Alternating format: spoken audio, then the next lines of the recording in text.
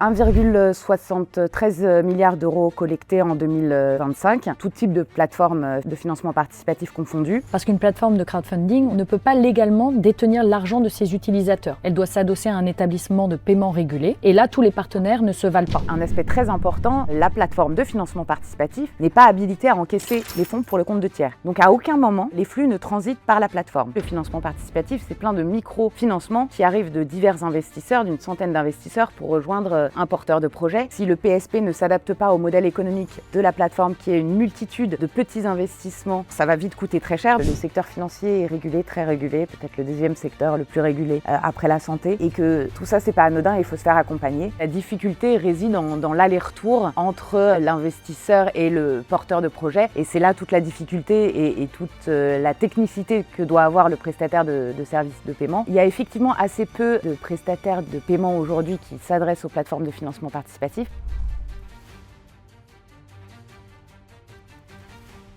Bonjour Florence et bienvenue pour ce 3e épisode de podcast. Je vais faire un petit peu de mise en contexte avant de rentrer dans le vif du sujet. En 2023, l'Europe a fait quelque chose qu'elle fait rarement, elle a unifié un secteur. Et le règlement ECSP, European Crowdfunding Service Providers, excusez-moi pour mon anglais, est entré en vigueur et balayant les vieux statuts nationaux comme le CIP français et imposant un cadre commun à toutes les plateformes de financement participatif du continent. 3 ans plus tard, le marché se recompose tranquillement et une tendance se dessine. Les projets à impact et les énergies renouvelables progressent. Le crowdfunding immobilier, lui, continue de marquer le pas, longtemps moteur, très stable, sans que pour autant on bascule d'un monde à un autre. Et de nouveaux terrains s'ouvrent, comme le financement participatif au profit des collectivités locales. Mais derrière la vitrine de ces plateformes, un sujet monte, le paiement. Parce qu'une plateforme de crowdfunding ne détient jamais l'argent de ses utilisateurs, elle s'appuie sur un établissement de paiement régulé. Et le choix de ce partenaire est stratégique. De par sa conformité, son infrastructure, sa capacité à orchestrer des flux complexes, c'est devenu tout ça un sujet très stratégique. Et donc pour décrypter ce moment, on vous reçoit Florence de Maupoux, experte reconnue du financement participatif en France et en relation avec la quasi-totalité des plateformes de crowdfunding du marché. Vous êtes une des voix indépendantes du secteur, merci d'être là. Et la question que l'on va essayer de creuser ensemble est aujourd'hui la suivante. Sur quoi se joue aujourd'hui la solidité d'une plateforme de crowdfunding ? Florence, pour celles et ceux qui nous écoutent et qui n'ont pas forcément en tête le panorama du financement participatif en France aujourd'hui, comment vous le décririez ? Quelles sont les grandes dynamiques en 2026 ? Alors, peut-être pour reposer effectivement de manière très brève ce que c'est que le financement participatif et surtout ce que ça englobe, parce qu'il y a une diversité de typologies de financement et de typologies de porteurs de projets et d'investisseurs qui sont très variés. Et donc, pour reposer le cadre, le crowdfunding ou financement participatif, ça implique à la fois le financement en don, le financement en prêt et le financement en investissement. Le financement en don va être fléché plutôt sur des associations ou des entrepreneurs early stage qui vont proposer des contreparties du produit ou service qui va être commercialisé en échange d'un don de la communauté. Le financement en prêt, ce sera plus des TPE-PME avec une rémunération la plupart du temps, un taux d'intérêt versé aux particuliers prêteurs. Et l'investissement en capital, où là, un actionnaire rentre au capital d'une entreprise. Et donc, on va être sur des startups à plus ou moins early stage, à différents stades de développement. Mais du coup, on a cette variété de typologies de financement et de typologies de projets et d'investisseurs avec des affects très différents en fonction des projets sur lesquels ils vont investir. Si on devait donner 3 chiffres aujourd'hui pour comprendre le marché, collecte annuelle par exemple, ou le nombre de plateformes que l'on a, le profil des investisseurs, ce serait quoi ?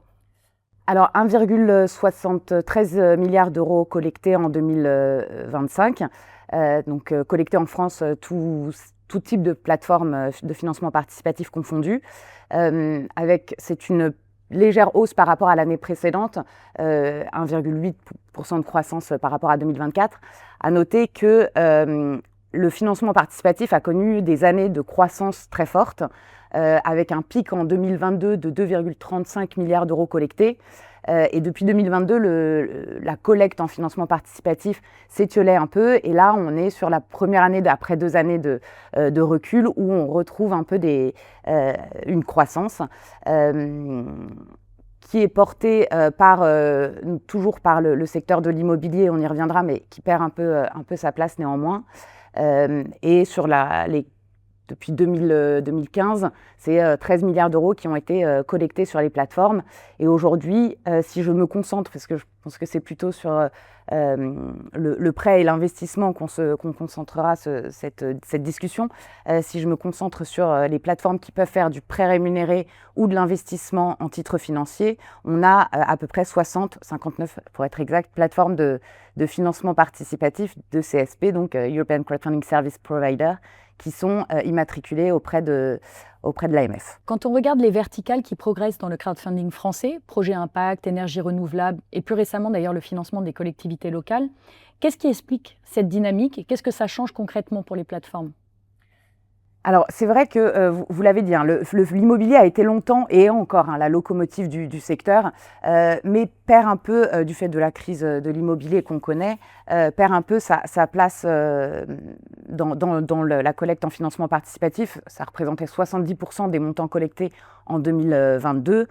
Aujourd'hui, en 2025, c'était plus que 50% de la collecte, et ça au profit notamment du secteur des énergies renouvelables qui se développe beaucoup. Alors parce que c'est un sujet qui impacte de plus en plus les Français et pour lesquels il y a une vraie prise de conscience collective et donc une vraie volonté des particuliers citoyens d'investir leur épargne dans des projets qui ont du sens et qui font du bien à la planète. Et effectivement aussi les collectivités territoriales, on voit en 2025 c'est plus de 400 projets de collectivités territoriales qui ont été financés via des plateformes de crowdfunding. Et ça c'est vraiment... il y a vraiment un vrai saut dans le nombre de projets financés qui sont portés par des collectivités territoriales, parce que en fait, les collectivités territoriales, il y a tout un effort pédagogique évidemment à faire de la part des plateformes vis-à-vis des collectivités, et une prise de conscience des collectivités que le financement participatif, c'est à la fois un outil de financement, bien sûr, et de diversification de ces ressources, mais aussi un superbe outil de démocratisation des projets qu'elle souhaite développer à l'échelle locale, sur son territoire, et du coup d'implication de ses citoyens dans le choix de tel ou tel projet qui va être financé et donc développé.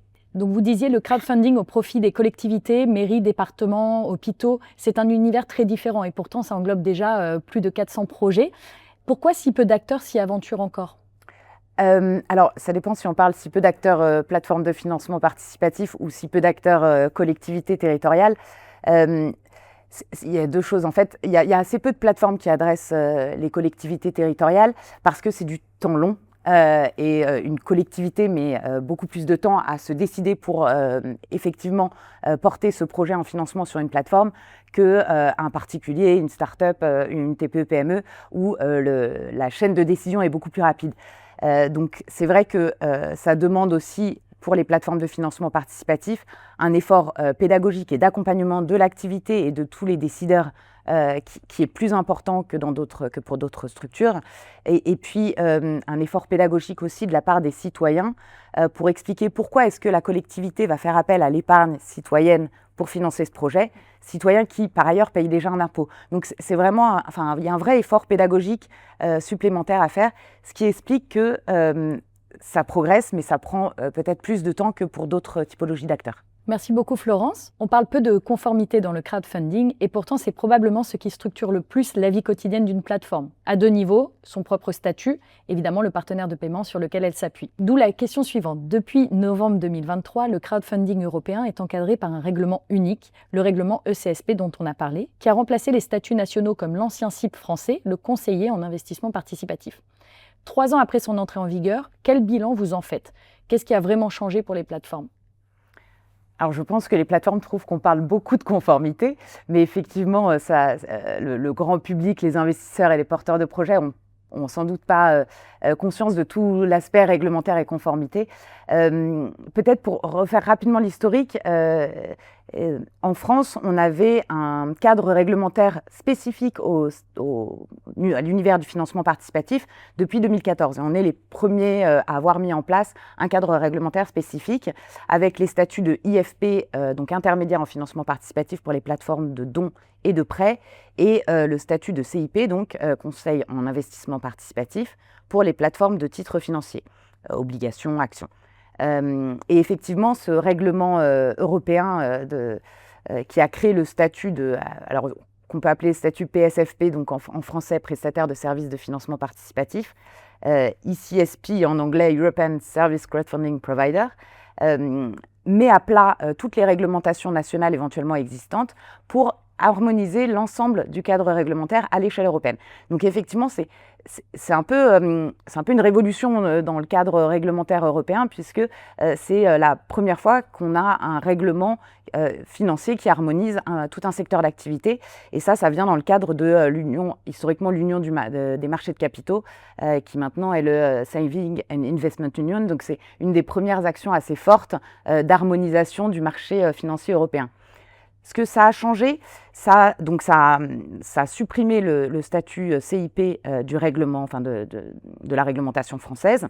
Le statut IFP est toujours présent pour les plateformes de dons et de prêts non rémunérés. Et c'est important de le préciser, je trouve, parce que je pense que la France est le seul pays qui réglemente les plateformes de crowdfunding en dons ou en reward crowdfunding, donc le don avec contrepartie, avec des règles quand même assez strictes, et notamment l'obligation de passer par un prestataire de services de paiement aussi.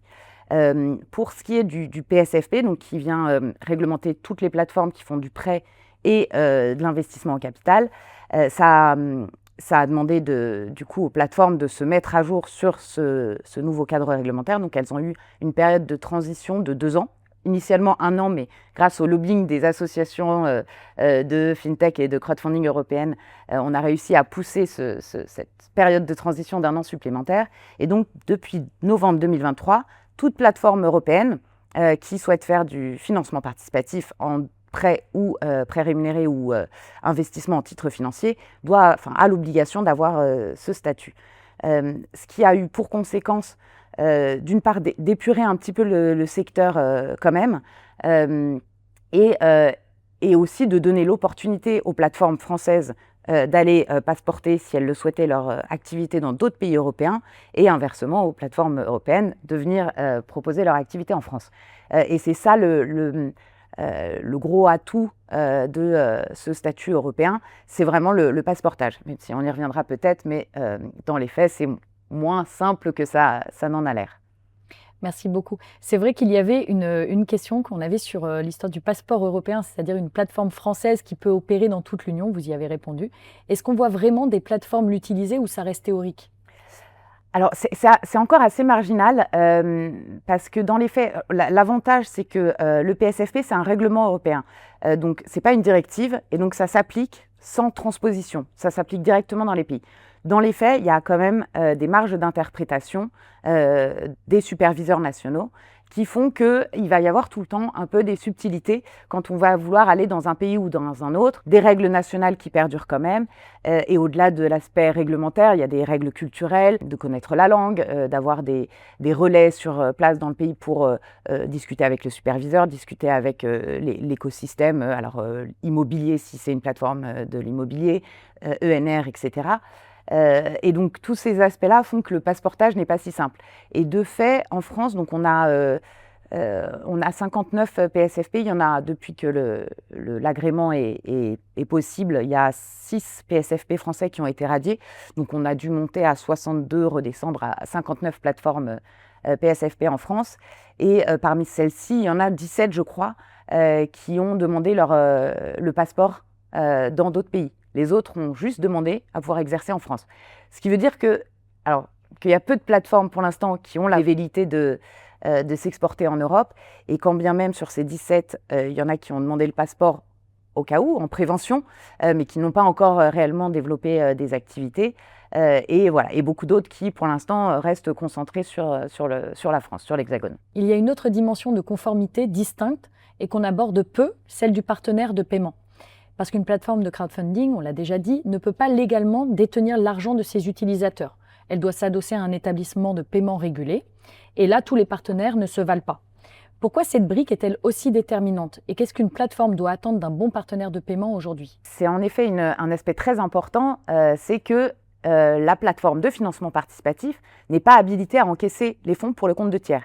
Donc à aucun moment, les flux ne transitent par la plateforme. Un investisseur qui va vouloir investir sur un projet sur une plateforme, il va créer son profil, il va avoir ce qu'on appelle un wallet, donc il va pouvoir un portefeuille dédié qui est détenu par le prestataire de services de paiement partenaire de la plateforme. Et donc, il va créditer son wallet électronique sur la plateforme. La plateforme va collecter les fonds des investisseurs et donc ensuite l'ensemble des wallets vont être dirigés vers le wallet électronique du porteur de projet qui ensuite va récupérer les fonds sur son compte bancaire. Et donc c'est ça le schéma en fait du financement participatif et les seuls flux qui transitent sur la plateforme sont la commission prélevée par la plateforme qui peut être variable de 3 à 5% alors généralement des fonds collectés par l'entrepreneur. Il n'y a pas dans la plupart des modèles économiques, il n'y a pas de prélèvement, enfin il n'y a pas de commission côté investisseur. Mais voilà, c'est les seuls flux qui transitent sur la plateforme. Et donc, finalement, c'est un peu le nerf de la guerre pour la plateforme de financement participatif, d'où l'importance de bien sélectionner son prestataire de services de paiement, qui va être par ailleurs celui qui va être concerné par tout ce qui est lutte contre le blanchiment et le financement du terrorisme.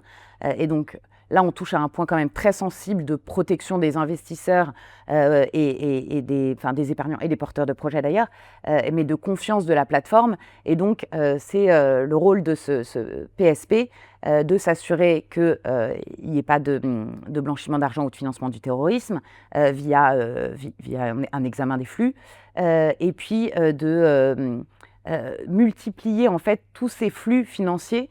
Parce que par rapport peut-être à d'autres secteurs d'activité, le financement participatif, c'est plein de micro-financements qui arrivent de divers investisseurs, d'une centaine d'investisseurs pour rejoindre un porteur de projet. Et retour, quand il s'agit de prêts ou d'obligations, c'est-à-dire qu'il y a des coupons mensuels, trimestriels, annuels, qui vont revenir depuis le porteur de projet jusqu'aux investisseurs.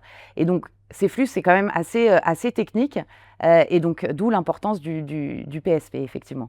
Vous observez le marché de prêt et vous avez sûrement vu des plateformes commencer à regarder au-delà de leurs partenaires de paiement historiques. Qu'est-ce qui pousse une plateforme aujourd'hui à reconsidérer ce partenariat ?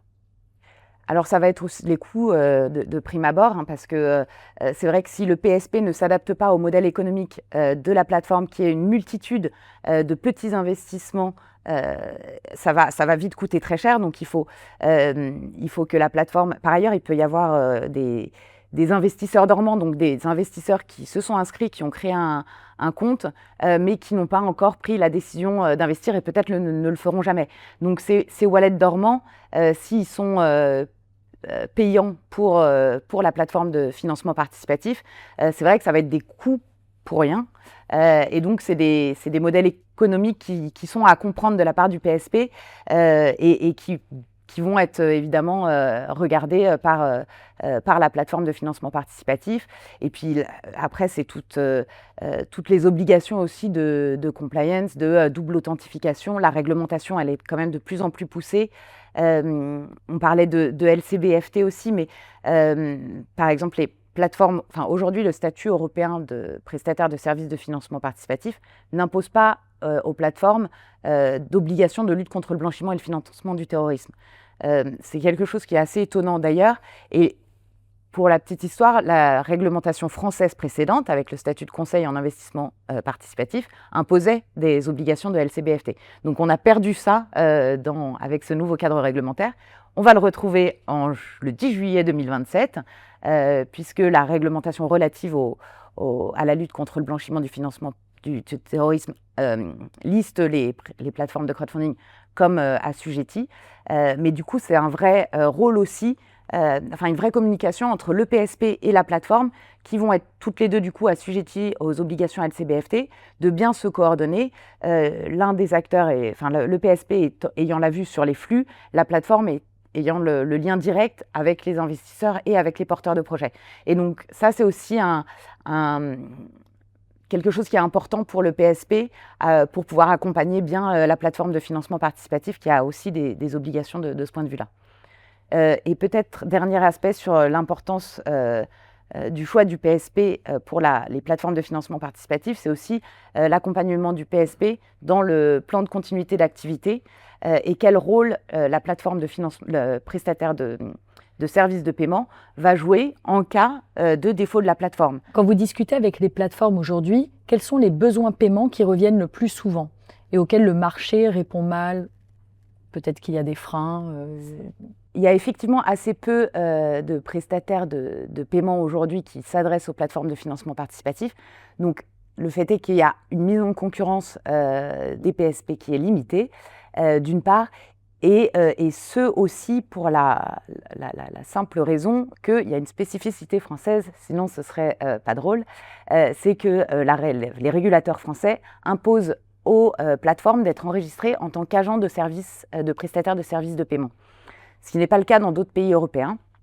Peut-être dans certains, je n'ai pas la liste, mais ça reste assez contraignant pour un PSP, pour certains PSP, de travailler avec des plateformes parce qu'ils devraient enregistrer ces plateformes en tant qu'agents de services de paiement. Et ce n'est pas la même relation non plus d'un PSP avec son agent de PSP que d'un PSP avec un partenaire. Donc ça freine aussi, je pense, le marché et la relation aussi entre des PSP potentiels et des plateformes de financement participatif. Est-ce que ces manques se traduisent en perte de clients, en perte d'investisseurs, ou est-ce que c'est juste de l'inconfort que les plateformes ressentent ? Pour des petites plateformes, c'est difficile aujourd'hui de trouver un PSP qui veuille bien les accompagner parce que c'est du temps long pour un PSP, c'est des petits flux et ça prend du temps de créer sa communauté, de faire monter les volumes et la taille des projets financés, les volumes, la communauté d'investisseurs.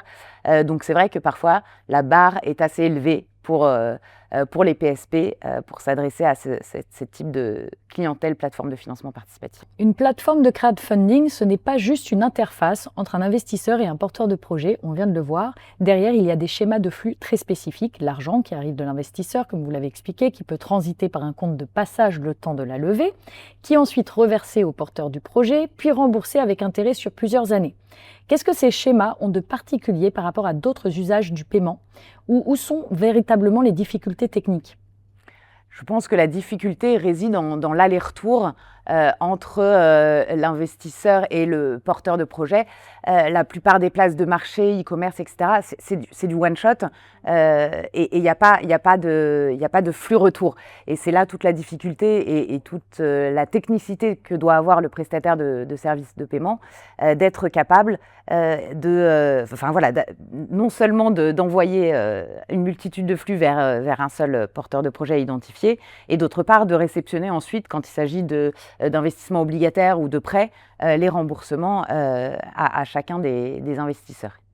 Et d'ailleurs, sur le remboursement, le côté remboursement aux investisseurs sur plusieurs années avec des échéances multiples, qu'est-ce que ça implique côté infrastructure ? Ça doit être un vrai casse-tête.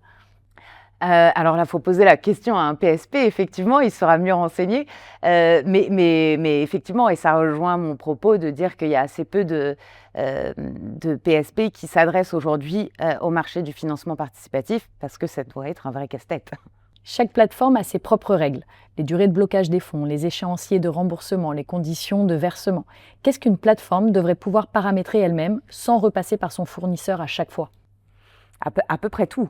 Je pense que la plateforme reste le commanditaire du PSP et donc à partir du moment où elle a un échéancier très spécifique, ça doit pouvoir s'exécuter de manière automatique et facile avec les spécificités de chacun des projets parce qu'effectivement il y a des projets sur 24 mois, il y a des projets sur 48 mois, etc. Et donc tout doit pouvoir être fluide et automatisé au sein de la plateforme. Donc techniquement, on a une offre standard et ensuite on paramètre en fonction des besoins de chaque projet. Pour une plateforme qui veut se développer sérieusement aujourd'hui, peu importe sa verticale, qu'est-ce qu'elle doit faire évoluer en priorité côté paiement dans les 12 à 24 mois ? Sujet aujourd'hui dans les paiements, c'est quand même la double authentification qui est demandée par la réglementation et du fait par les prestataires de services de paiement.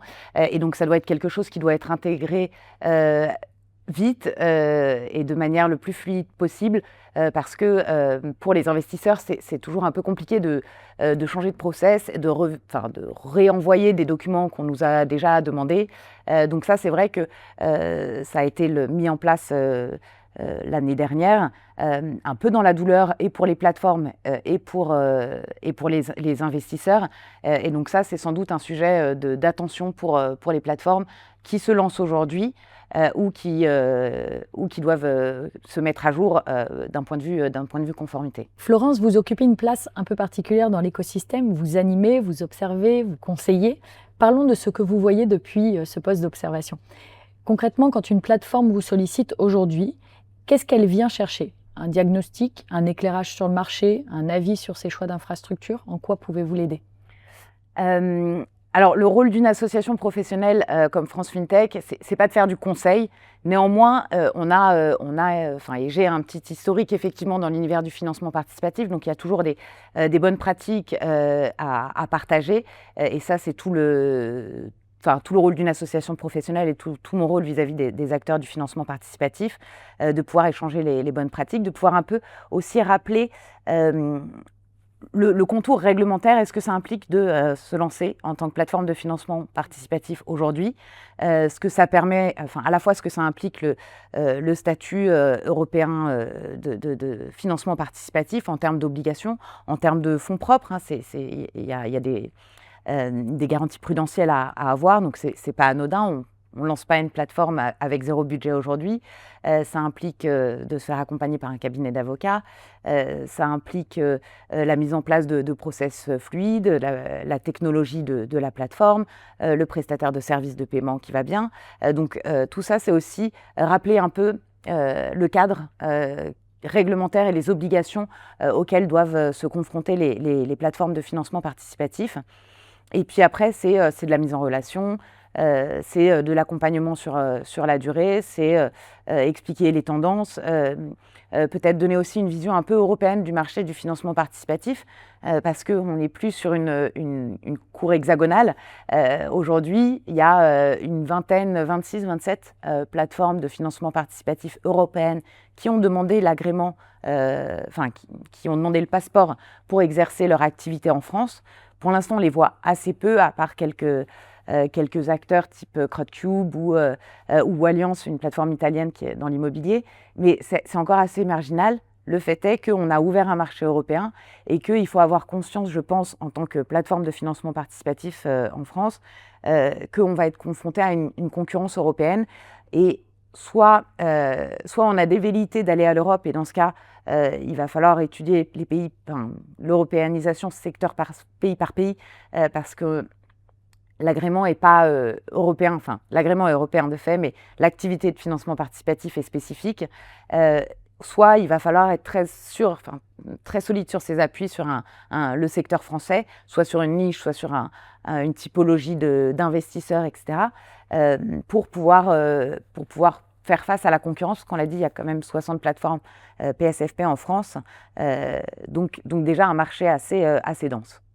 Et quel est le piège dans lequel vous voyez le plus souvent tomber les plateformes qui se lancent ou qui pivotent? Et je pense que l'un des pièges, c'est d'oublier qu'on est sur un secteur financier et que le secteur financier est régulé, très régulé, peut-être le deuxième secteur le plus régulé après la santé, et que tout ça, c'est pas anodin, il faut se faire accompagner parce que c'est des exigences qui sont importantes. C'est ces 3 niveaux de contrôle interne, une procédure de plan de continuité d'activité et de gestion extinctive, c'est des contrats qui doivent être costauds, c'est des représentations de la masse à mettre en place, parce que la plupart des plateformes fonctionnent avec elles créent des SPV intermédiaires, donc ça veut dire que les flux vont pas aller directement vers le porteur de projet, mais vers une société dédiée à un projet. C'est notamment le cas dans l'immobilier et dans les énergies renouvelables, où on va créer une société pour chacun des projets financés, projets immobiliers, projets photovoltaïques. Il y a une SPV, une holding spécifique dédiée au projet. Et donc, ça va être aussi le management de ces SPV qui est à gérer. Donc voilà, c'est beaucoup de complexité réglementaire, plus aujourd'hui qu'il y a quelques années. Et donc, sans doute que l'un des freins, c'est effectivement le poids de cette réglementation, de cette conformité la mise en conformité depuis 3-4 ans est quand même très lourde à apporter, parce qu'il y a le règlement, mais il y a aussi la réglementation DORA sur la sécurité des données. Il y a pas mal on parle un peu d'un choc réglementaire parce qu'il y a beaucoup de choses en même temps. Et donc ça a sans doute été sous-estimé par des plateformes qui ont souhaité se lancer récemment et qui, pour l'instant, ont peiné, soit ont arrêté leur activité, soit peinent à sortir du lot. Et avec ce recul, justement, vous avez vu défiler beaucoup d'acteurs, des agréments, beaucoup de plateformes. Avec le recul, qu'est-ce qui distingue les plateformes qui réussissent à s'installer dans la durée? Je trouve que cette question, elle est assez difficile à répondre parce que les succès sont assez variables et de mon point de vue, il y a pas une bonne pratique qui émerge plus qu'une autre. On a vu aussi bien des plateformes qui ont pris beaucoup d'ampleur, qui se sont européanisées, qui se sont installées comme plateforme européenne, et je pense notamment à October, qui était la première plateforme de prêt rémunéré pour les TPE-PME en Europe, et qui finalement a quand même mis la clé sous la porte et a amorcé un processus de gestion extinctive de son activité. Donc on aurait pu penser qu'ils avaient les bons outils et que l'européanisation était une bonne pratique pour grossir très vite, mais le fait est que ça a aussi des coûts importants et que ça n'a pas permis à la plateforme de perdurer. Et à l'inverse, on a des plateformes qui sont tout de suite allées chercher la rentabilité, donc on fait aucune levée de fonds et on dépensait uniquement ce qu'elles avaient comme revenus et donc ont vraiment avancé très petit à petit. Je pense notamment à Landosphère, par exemple, la plateforme dédiée aux énergies renouvelables, qui est une plateforme où aujourd'hui il y a une vingtaine de salariés et qui est rentable, mais qui n'a jamais fait aucune levée de fonds et qui a vraiment toujours veillé à avoir une stratégie de PME plus que de start-up où on lève beaucoup de fonds. À l'inverse, vous avez une plateforme comme Brix qui s'est lancée sur l'immobilier. Alors, ils ont eu l'avantage de se lancer assez récemment assez récemment, et donc de ne pas subir autant la crise de l'immobilier que d'autres plateformes plus historiques qui ont du coup beaucoup de projets en défaut du fait du contexte économique. Et du coup, par exemple, Brick a beaucoup investi pour aller chercher des investisseurs particuliers avec des très petits montants, en tablant sur du coup une rentabilité à moyen long terme, parce que le temps que ces petits investisseurs soient rentables, ça demande beaucoup de communication, parce que c'est un public plutôt jeune, de trentenaires, et donc il faut de la publicité pour aller les chercher. Et voilà. Et aujourd'hui, ils arrivent à atteindre une rentabilité, mais voilà, avec beaucoup d'investissements au départ. Vous avez Enerfib qui, petit à petit, est en train, sur les énergies renouvelables, d'aller acquérir des concurrents dans les pays européens pour étendre son activité en Europe, et la plateforme se porte très bien.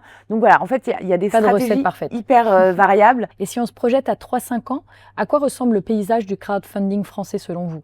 Qui aura émergé, sur quelle verticale, avec quel partenaire d'infrastructure? Je pense que dans 3-5 ans, on va quand même continuer cette consolidation qu'on a vu s'amorcer depuis 2-3 ans, avec des plateformes qui fusionnent, d'autres qui mettent la clé sous la porte, des partenariats avec des acteurs européens. Donc je pense que cette structuration du secteur et cette consolidation va continuer à se faire, et qu'on aura un peu moins de plateformes, mais des plateformes plus solides. Sur une diversification de secteurs toujours, évidemment. Je pense que l'immobilier a encore de beaux jours devant lui, et le français aime l'immobilier, donc voilà. Si on investit, si l'investissement est un peu moins facile aujourd'hui, c'est une question de cycle économique aussi.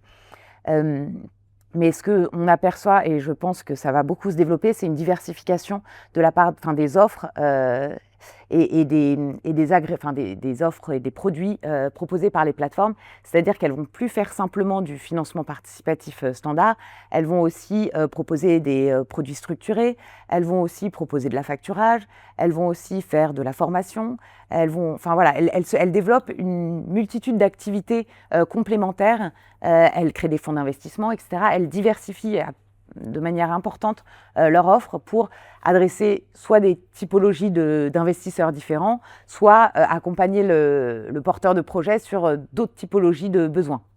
Donc l'immobilier continuera de marquer le pas, mais on aura quand même l'impact et les collectivités qui pourront grandir. L'impact et les collectivités, complètement. L'innovation aussi, je pense que c'est un secteur qui va continuer, qui plaît beaucoup et qui va continuer de se développer. La défense, on voit un peu dans l'univers du financement participatif, en ce moment, c'est quand même il y a des beaux projets qui se financent dans l'univers de la défense.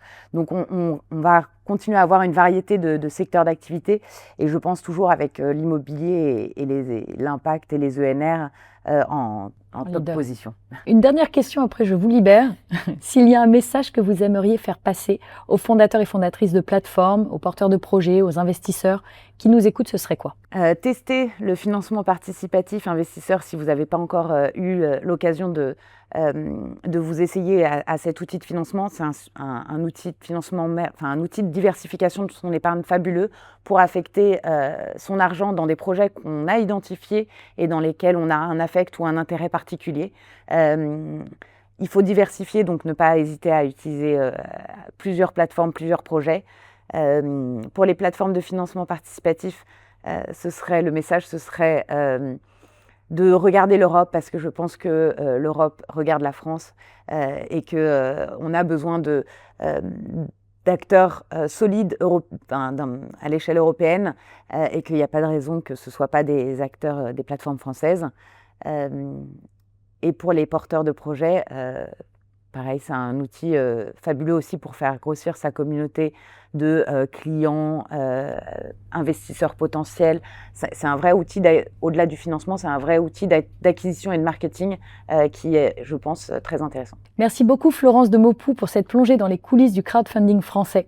Et si le paiement intégré est un sujet pour votre plateforme, vous avez toutes les informations sur xpolens.com. Et si cet épisode vous a plu, abonnez-vous et surtout partagez-le à un acteur du financement participatif qui pourrait se poser des questions. N'hésitez pas, on se retrouve le mois prochain pour un nouvel épisode. Merci encore. Merci Morgane.